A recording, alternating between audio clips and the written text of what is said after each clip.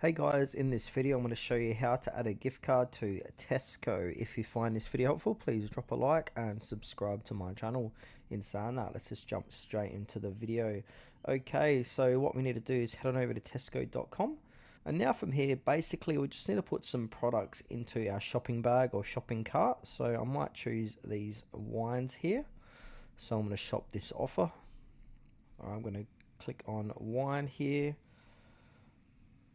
I'm going to add this to my cart, add this one too. Also make sure to sign in as well. So I just signed in then. And now from here, I want to go ahead and click on view full basket. Alright, so if I scroll down here, I can have a look at my basket. And now basically you need to go ahead and click on book a slot.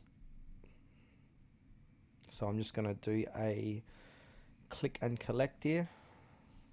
I'm going to choose a date, so I'm going to do between the 3rd and 9th of December, 8 AM to 9 AM. And now I'm going to go ahead and click on checkout. Alright, I'm going to check this out. Alright, so now I'm going to go ahead and click checkout again. I'm going to scroll down.